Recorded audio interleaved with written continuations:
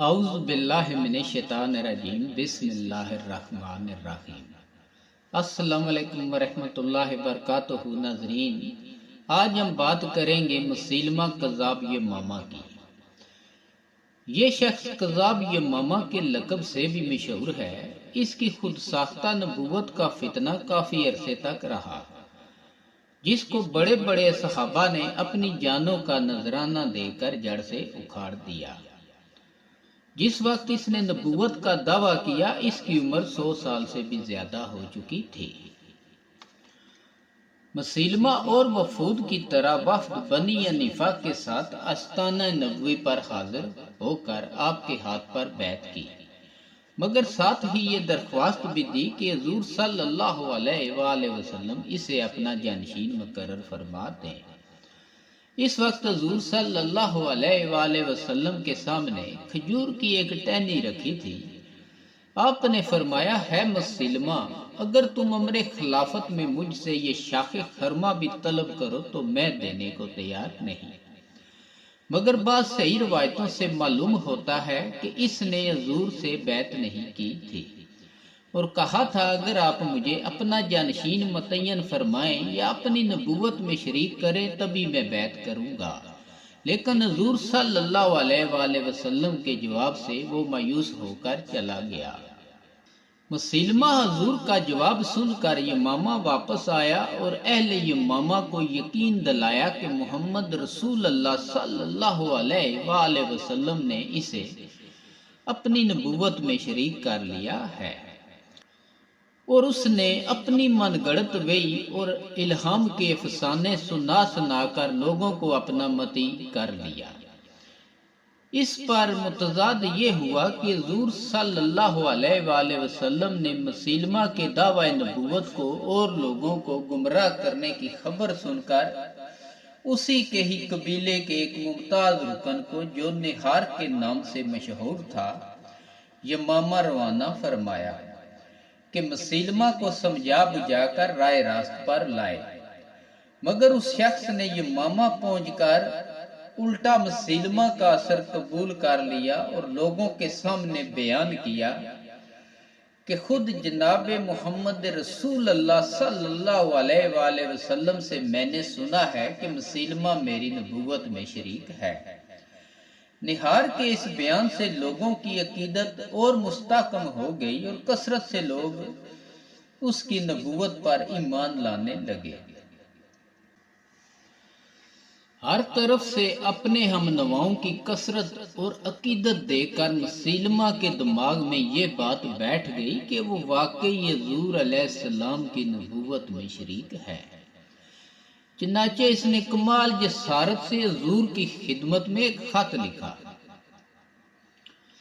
مسیلمہ رسول اللہ کی طرف سے محمد رسول اللہ کے نام معلوم ہو کہ میں امر نبوت میں آپ کا شریک کار ہوں۔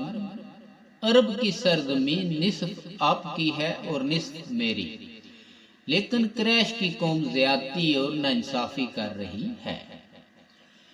یہ خط 2 قاصدوں کے ہاتھ حضور کی خدمت میں بھیجا۔ حضور صلی اللہ علیہ وآلہ وسلم نے اس قاصد سے پوچھا، تمہارا مسیلمہ کے بارے میں کیا عقیدہ ہے؟ انہوں نے جواب دیا، ہم بھی وہی کہتے ہیں جو ہمارا سچا نبی کہتا ہے۔ حضرت صلی اللہ علیہ وآلہ وسلم نے فرمایا، اگر قاصد کا قتل جائز ہوتا تو میں تم دونوں کو قتل کرا دیتا۔ حضرت صادق و مصدق علیہ السلام نے مسیلمہ کو جواب میں لکھا، بسم اللہ الرحمن الرحیم، من جانب محمد رسول اللہ پہ نام مسیلمہ کذاب، سلام اس شخص پر جو ہدایت کی پیروی کرے، اس کے بعد معلوم ہو کہ زمین اللہ کی ہے، اپنے بندوں میں سے جس کو چاہتا ہے اس کا مالک بنا دیتا ہے، اور عاقبت کی کامیابی متقیوں کے لیے ہے۔ لوگوں کو اپنے دین اور جھوٹی نبوت کی طرف راغب کرنے کے لیے ضروری تھا کہ محمدی شریعت کے مقابل ایسی شریعت گھڑی جائے جو لوگوں کے نفسانی خواہشات کے مطابق ہو، تاکہ عوام کی اکثریت اس کی نبوت پر ایمان لے آئے، چنانچہ اس نے ایک ایسے عامیانہ اور رندانہ مسلک کی بنیاد ڈالی جو عین انسان کے نفس امارہ کی خواہشات کے مطابق تھی۔ چنانچہ اس نے شراب حلال کر دی، زنا کو مباح کر دیا، نکاح بغیر گواہوں کے جائز کر دیا، ختنہ کرنا ضروری نہ رکھا، رمضان کے روزے ختم کر دیے، قبلہ کی طرف منہ کر کے نماز پڑھنا ضروری نہ رکھا، سنتیں ختم کر دی، صرف فرض نماز کا حکم جاری کر دیا۔ اس کے علاوہ اور بہت سی خرافات اس نے اپنی خود ساختہ شریعت میں جاری کی، چونکہ یہ سب باتیں انسانی نفس امارہ کے عین مطابق تھی، اس لیے عوام الناس جوک در جوک اس پر ایمان لانے لگے، اور بات پسند اور عیاش طبیعت لوگوں کو ہوس راتیوں اور نشاط فرمائیوں کا اچھا موقع مل گیا۔ اس کا اثر یہ ہوا کہ ہر طرف خواہشات اور عیش کوشی کے شرارے بلند ہونے لگے، اور پورا علاقہ فسق و فجور کا گہوارہ بن کر رہ گیا۔ نبوت کے جھوٹے دعوے داروں کو دنیاوی حیثیت سے کتنا ہی عروج کیوں نہ حاصل ہو جائے، مگر دینی عزت و عظمت ان کو کبھی حاصل نہیں ہوتی۔ اللہ تعالیٰ نے اس بات کو مسلمہ کے لیے اس طرح ظاہر کیا کہ جس کام کا وہ اپنی عظمت دکھانے کے لیے ارادہ کرتا یا دعا کرتا، معاملہ بالکل اس کے برعکس ہو جاتا۔ چنانچہ ایک مرتبہ ایک شخص کے باغات کی شادابی کی دعا کی تو درخت بالکل سوکھ گئے۔ بچوں کے سر پر برکت کے لیے ہاتھ پھیرا تو بچے گنجے ہو گئے۔ ایک کا شوبے چشم پر اپنا لہاب دہن لگایا تو وہ بالکل اندھا ہو گیا۔ بکری کے تھن پر ہاتھ پھیرا تو اس کا سارا دودھ خشک ہو گیا اور تھن سکڑ گئے، اور اسی قسم کے بہت سے واقعات مسلمہ کی ذات سے پیش آئے۔ امیر المومنین حضرت ابو بکر صدیق رضی اللہ تعالی عنہ نے جو 11 لشکر ترتیب دیے تھے، اس میں ایک دستہ حضرت اکرمہ بن ابو جہل کی قیادت میں مسلمہ کذاب کی سرکوبی کے لیے سمامہ روانہ فرمایا تھا، اور ان کی مدد کے لیے حضرت سرجیل بن اسنا کو کچھ فوج کے ساتھ ان کے پیچھے روانہ کر دیا، اور اکرمہ کو حکم دیا کہ جب تک شرجیل تم سے نہ آ ملے حملہ نہ کرنا، مگر حضرت اکرمہ نے جوش جہاد میں حالات کا جائزہ لیے بغیر اور حضرت شرجیل کی آمد سے پہلے ہی مسلمہ پر حملہ کر دیا۔ نتیجہ یہ ہوا کہ حضرت اکرمہ کو شکست ہوئی اور مسلمہ کا لشکر فتح کے شادیانے بجاتا ہوا واپس چلا گیا۔ حضرت شرجیل کو جب اس شکست کی خبر ملی تو وہ جہاں تھے وہیں ٹھہر گئے اور امیر المومنین کے حکم کا انتظار کرنے لگے۔ ادھر امیر المومنین نے حضرت خالد بن ولید کو مسلمہ کے خلاف معرکہ آرا ہونے کا حکم دیا، اور ایک لشکر ان کے لیے ترتیب دیا جس میں مہاجرین پر حضرت ابو حذیفہ، حضرت زید بن خطاب، اور انصار پر حضرت ثابت بن قیس اور حضرت برا بن عازب کو امیر مقرر فرمایا۔ حضرت شرجیل کو حکم دیا کہ وہ حضرت خالد کے لشکر سے آ کر مل جائیں۔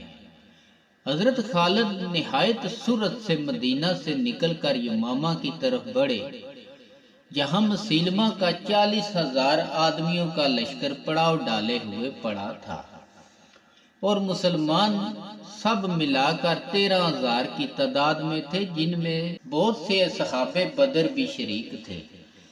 جب مسلمہ کو معلوم ہوا کہ حضرت خالد ان کی سرکوبی کے لیے مدینہ سے چل پڑے ہیں تو وہ خود بھی اپنا لشکر لے کر نکلا اور کربا کے مقام پر پڑاؤ ڈال دیا۔ مسلمہ کی طرف سے مجا بن مرارہ ایک الگ لشکر جمع کر کے مسلمانوں کے مقابلے کے لیے نکلا، لیکن اس سے پہلے کہ وہ مسلمہ کے لشکر سے ملے، حضرت شرجیل بن حسنہ کے لشکر سے ان کا ٹکراؤ ہو گیا۔ حضرت شرجیل نے اس کے سارے لشکر کو گاجر مولی کی طرح کاٹ کر رکھ دیا اور مجاح کو زندہ گرفتار کر کے حضرت خالد کے سامنے پیش کیا،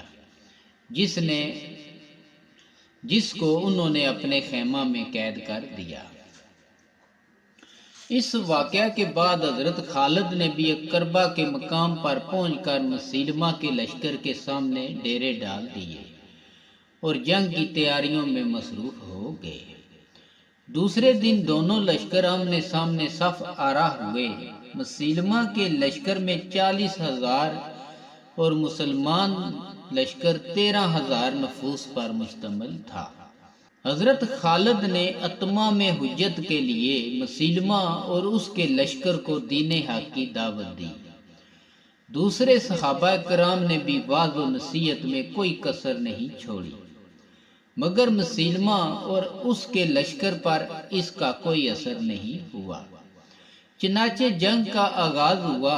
سب سے پہلے مسیلمہ کے سردار نہار نے لشکر سے نکل کر مبازرت طلب کی۔ اس کے مقابلے کے لیے حضرت زید بن خطاب حضرت عمر کے بھائی نکلے اور بڑی پامردی سے مقابلہ کر کے اس کو قتل کر دیا۔ اب گھمسان کا رن پڑا اور دونوں لشکر ایک دوسرے سے ٹکرا گئے اور ایسا قتال ہوا کہ چشم فلک نے کبھی نہ دیکھا تھا۔ حضرت خالد کے حکم سے مسلمانوں نے پیچھے ہٹنا شروع کیا، یہاں تک کہ مسیلمہ کی فوج حضرت خالد کے خیمہ میں داخل ہو گئی، جہاں مجاح کو حضرت خالد قید کر کے اپنی بیوی کی نگرانی میں دے گئے تھے۔ فوجیوں نے حضرت خالد کی بیوی کو قتل کرنا چاہا، مگر مجاح نے ان کو منع کیا اور کہا، اگر مسلمانوں کو فتح ہو گئی تو پھر تمہاری عورتوں اور بچوں کی بھی خیر نہیں۔ اس پر فوجی انہیں چھوڑ کر چلے گئے۔ اب مسیلمہ کے لشکریوں کے دل بڑھ چکے تھے اور وہ اپنی کثرت تعداد کی وجہ سے مسلمانوں پر بھاری نظر آتے تھے۔ یہ صورتحال دیکھ کر حضرت ابو حذیفہ، حضرت ثابت بن قیس اور حضرت زید بن خطاب نے زبردست قتال کیا۔ ثابت بن قیس دشمن کے قلب لشکر میں جا گھسے اور داد شجاعت دے کر جام شہادت نوش کیا۔ حضرت زید بن خطاب نے مسلمانوں کو مخاطب کر کے کہا، ارے ارباب ایمان، میں نے مسیلمہ کے سردار نہار کو جہنم واصل کیا ہے۔ اب یا تو اس جھوٹے نبی کو قتل کروں گا یا خود اپنی جان دے دوں گا۔ یہ کہہ کر دشمنوں پر جھپٹ پڑے اور بہت سو کو موت سے امکنار کر کے خود بھی دین محمدی صلی اللہ علیہ وآلہ وسلم پر نثار ہو گئے۔ حضرت خالد نے جب یہ دیکھا کہ مسیلمہ کی فوج پر اپنی عددی کثرت کی بنا پر کسی تھکاوٹ کے آثار ابھی تک ظاہر نہیں ہوئے ہیں اور مسلمانوں کا پلہ کبھی ہلکا ہوتا کبھی بھاری، تو انہوں نے مسیلمہ کے بڑے بڑے سرداروں اور بہادروں کو للکارا اور اپنے مقابلے کے لیے انہیں تیش دلایا۔ چنانچہ بڑے بڑے سورما فوج سے نکل کر حضرت خالد سے دو دو ہاتھ کرنے کے لیے نکلے، مگر جو مقابلے کے لیے آتا وہ زندہ بچ کر نہیں جاتا۔ حضرت خالد بن ولید نے تنہا مسیلمی لشکر کے بہت سے نامی گرامی بہادروں کو موت کے گھاٹ اتار دیا۔ یہ دیکھ کر مسیلمی فوج میں ہلچل مچ گئی۔ اب خالد نے مسیلمہ کو پکارا اور دوبارہ اسلام لانے کی دعوت دی۔ اس نے پھر یہ مطالبہ نامنظور کر دیا۔ حضرت خالد گھوڑے کو ایڑ لگا کر اس کی طرف لپکے، مگر وہ طرح دے کر دور نکل گیا اور ایک قلعہ نما باغ میں پناہ لی، یہاں اس کا لشکر بھی آ کر اس سے مل گیا۔ یہ ایک وسیع و عریض قلعہ نما باغ تھا جس کے بڑے بڑے دروازے تھے۔ مسیلمہ اس باغ میں اپنے لشکر کے ساتھ قلعہ بند ہو گیا اور دروازہ مضبوطی سے بند کر لیا۔ اس باغ میں جانے کا اور کوئی راستہ نہیں تھا۔ یہ دیکھ کر حضرت براہ بن مالک نے حضرت خالد بن ولید رضی اللہ تعالی عنہ سے کہا، یہ لوگ قلعہ بند ہو گئے ہیں، ان کو سستانے کا موقع دیے بغیر ان پر حملہ جاری رکھنا چاہیے۔ اس کی ایک ترکیب ہے کہ آپ مجھے دروازے کے قریب لے جا کر باغ کے اندر پھینک دیں، میں اندر جا کر دروازہ کھول دوں گا۔ حضرت خالد نے کہا، ہم تمہیں دشمن کے ہاتھوں میں نہیں دے سکتے۔ جب براہ بن مالک نے بہت اصرار کیا تو ان کو دیوار پر کسی طرح چڑھا دیا گیا۔ وہ فوراً اندر کود گئے اور باغ کے دروازے پر کھڑے ہوئے۔ سینکڑوں پہرے دار فوجیوں پر ٹوٹ پڑے اور نہایت بہادری کے ساتھ دروازے کی طرف بڑھنے لگے اور سب کو مارتے کاٹتے آخر کار دروازہ کھولنے میں کامیاب ہو گئے۔ حضرت خالد لشکر کے لیے دروازہ کھلنے کے منتظر تھے، فوراً دشمنوں پر ٹوٹ پڑے اور پھر تو اس قدر گمسان کا رن پڑا کہ کسی کو کسی کی خبر نہ رہی اور مسلمان بھیڑ بکری کی طرح مرتدین کو ذبح کرنے لگے۔ جب مسلمہ نے مسلمانوں کا جوش و خروش اور اپنی فوجوں میں شکست کے آثار دیکھے تو اپنے خاص دستے کو لے کر میدان جنگ میں کود پڑا۔ حضرت حمزہ رضی اللہ تعالی عنہ کے قاتل وحشی نے، جو اب مسلمان ہو چکے تھے اور مسلمانوں کے لشکر کے سپاہی تھے، اس کو دیکھ لیا اور اپنا مشہور نیزہ پوری قوت سے مسلمہ پر پھینکا، جس کی ضرب کاری لگی اور مسلمہ زمین پر گر گیا۔ قریب ہی ایک انصاری نے اس کو تلوار ماری اور سر کاٹ کر نیزے پر چڑھا دیا۔ مسلمہ کے مرتے ہی اس کی پوری فوج میں ابتری پھیل گئی اور مسلمانوں نے بھی بے دریغ اس کو قتل کرنا شروع کر دیا، جہاں تک کہ مسلمہ کے 40,000 کے لشکر میں سے تقریباً 21,000 موت کے گھاٹ اتارے گئے۔ مسلمانوں کے صرف 660 آدمی شہید ہوئے، جن میں بڑے بڑے صحابہ بھی تھے۔ مسلمہ کی موت کے بعد اس کا قبیلہ بنی حنیفہ صدقے دل سے دوبارہ اسلام میں داخل ہو گیا۔